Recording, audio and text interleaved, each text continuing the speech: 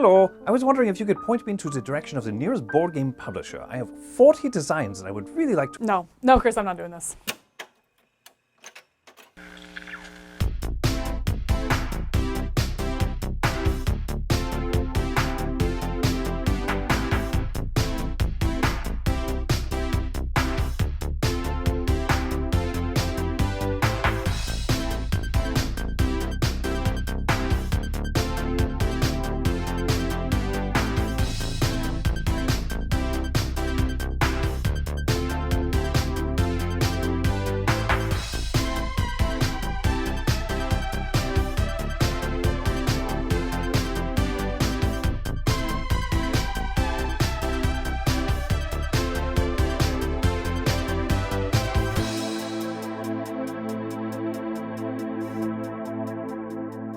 Welcome back to my ongoing Top 100 Games of All Time. This time going from 80 to 71. You're going to see fewer brand new games to the list. One brand new game and one new game, one game that's new to my list, I should say, but it's been around for plenty of years now. And the rest are tried and true classics that I hope you enjoy me discussing and talking about here. But let's start off with my number 80, which is Ready, Set, Bet. Ready, Set, Bet is it's a rambunctious game. I don't know whether you'd call it a party game or a racing game or a betting game, but it is all of those things kind of wrapped into one.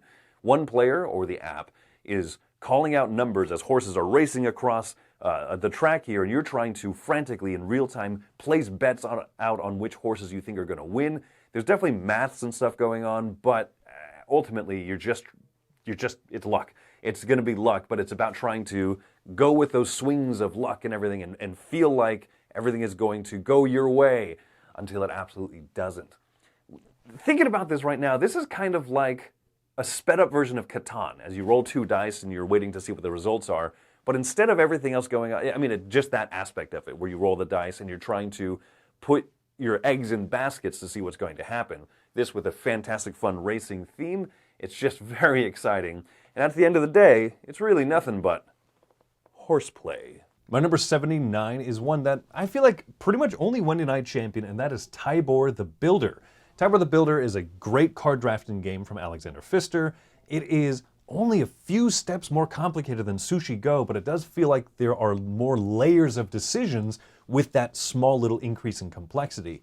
You have a hand of 5 cards, you pick one, and you pass the others along. It can do one of 3 things, and it has strengths no matter which way you use the card.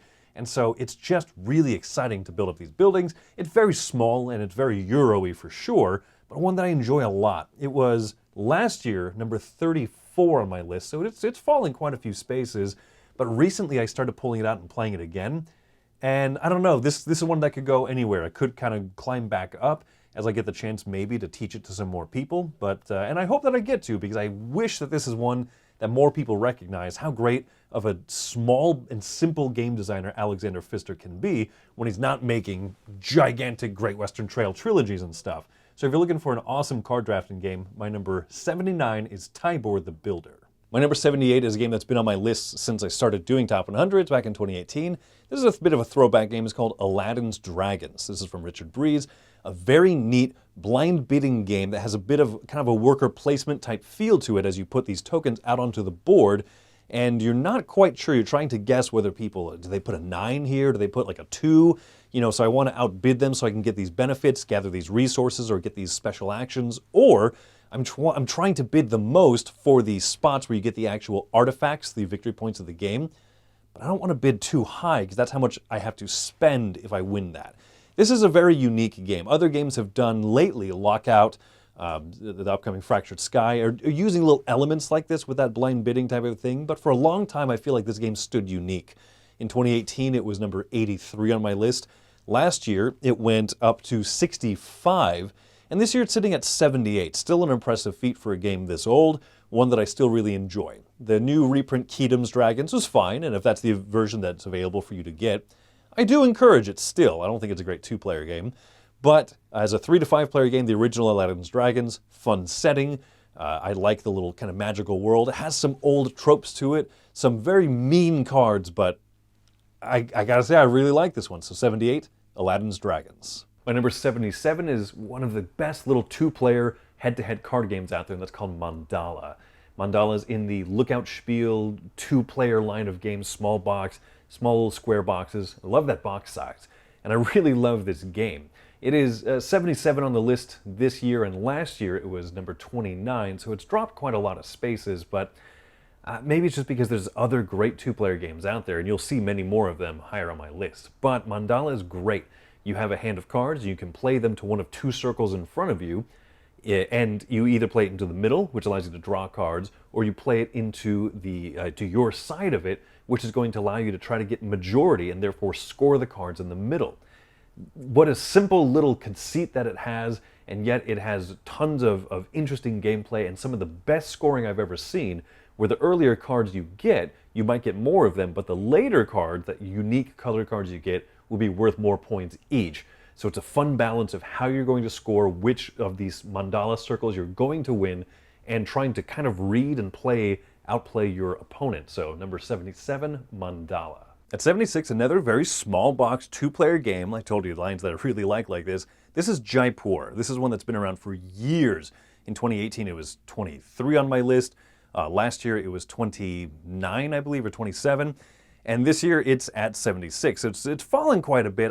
There are so many great 2-player games, and so this one I haven't pulled out as much. But when I sit there and I think about shuffling a deck of cards and going head-to-head, trying to outthink Wendy, because she's my primary opponent in this game, almost nothing beats Jaipur. This one is just so intense for how easygoing it is. There's a lot of little moves that you can do to kind of be a jerk and sell goods early, because the first good sold of each type each round is worth the most points, but you have a lot of incentive to try to get 3, 4, maybe even 5 of a kind before you do a selling action.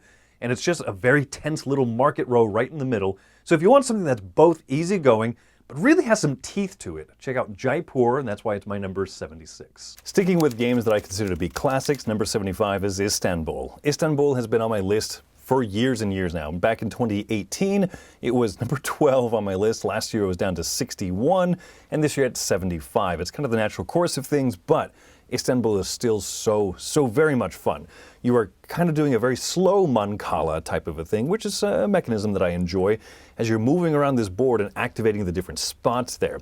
When you activate a spot, you can come back to it later, and then you'll pick up the little disc that you left behind. There's some fun gambling, there's some resource gathering, and then kind of delivering in different areas of the market, but you need to retrace your steps, as you will run out of discs eventually, and need to breadcrumb, pick them back up. See, the Hansel and Gretel reference there for you Germans. See, I'm cultured.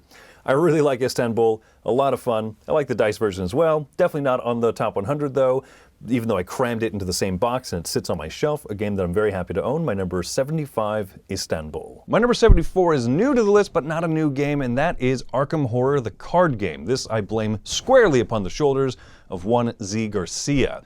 He introduced this one to Camilla and myself. I jumped into a few sessions of theirs. We ended up doing a whole campaign together. I really like this one. I enjoyed Eldritch Horror. That was one of my first games when I got into the hobby, but that one has fallen very far off of my top 100 list. Arkham just has better mechanisms, a more cohesive story, and it's just a little bit more immersive. This is my favorite game in that line at the moment, and I'm just finding myself, I picked up a used copy at a flea market because I want to play more. Played it solo, I've introduced it to Wendy. This is a great game, and I'm excited to see even more of what kookiness of the campaigns have to offer me. So for number 74, Arkham Horror, the card game. My number 73 is a game with a lot to chew on called Ground Floor. I love this one. This happens to be the second edition. It was gifted to me by a good friend of mine, and I'm very grateful for that gift. I love the look of this game. It has a very nice, stark street art kind of look to it. But it's a very fun worker placement game where you're putting out workers into these different buildings, then they're going to fire off in alphabetical order going across the board here. No two buildings behave the same, and they have a lot of fun little interaction points with them. This was 51 on my list last year, 73 this year. It's moved down because I just don't get to pull it out and play it all that often, but when I do, I find it to be so fun. Do you invest heavy in this front building here? When you place workers in here, you get nothing immediately. But in the next round, if someone goes to that spot and bumps you out of it, you get a huge payment. Do you want to invest in the stock market? Do you want to try to get some goods and sell them over here and possibly see if you can actually sell for a really good price? There's a lot of good tension, a fun little forecasting system with the with the economy here, and you can see what's going to happen next round, but you don't have a perfect amount of information for it. I really like this one a lot. One that I'm happy to have in my collection. That's Ground Floor. My number 72 is one of the simplest games on this list. It is called Dead Man's Draw, a fun pirate-themed push your luck game. You shuffle up a deck of cards, and then you can start playing. You flip over cards. You don't want to match suits of all the revealed cards that you have, but as you reveal each new suit, you can carry out its action. Maybe one will allow you to steal cards from another player, or blow up a card from somebody else, or take one of the cards you already have saved in front of you, put it back out into play, and combo some really cool chains of actions. Now, if as soon as you hit two of the same symbol, you bust, you lose everything out there in the middle, and the next player goes. I've taught you the game. I have to teach you maybe the intricacies of the suits, but as a push your luck game, this is one of the best ones out there because it's so simple. There's so very few rules, and I just love it. This fun buccaneer pirate theme makes it fitting, too, that you can steal cards from each other. Yeah, it feels a little mean, but not that mean in reality because it's such a quick and easygoing game. So one that I absolutely love. My number 72, which in years past, last year was 56, and in 2018, when I first made a top 100, 17. This has been very high up for me, and for good reason, but this is a very good, comfortable spot for it. Dead Man's Draw. Going from tiny box to huge box, my number 71 is Gloomhaven. Gloomhaven is sitting at 71. When I was just kind of thinking about this list, I was thinking, oh, this one probably fell a few spaces for me. But it's actually 72 last year, so this speaks to just the awe-impressiveness that is Gloomhaven. I'm wrapping in, of course, here Jaws of the Lion, as that's what I've played more recently. I really enjoy that. I haven't tried Frosthaven yet, so that's not quite considering into this. But just the fact that Gloomhaven is so smart, it's a big adventure-y, choose-your-own-adventure kind of feeling game, but also at the same time, there's just a bunch of smart hand management and fun different characters to play. Gloomhaven is it's quite up there for me. And like I said, I was expecting it to have fallen, and then comparing this to last year's numbers, even I was surprised where it's sitting. So that's going to wrap up this chunk of the list. Thanks so much for coming by, sticking with me through 10 more games. And as I always say, I hope that you're enjoying everybody else's and that you're looking forward to my next one as well. So until then, my name is Chris Yee. Have yourselves a fantastic day.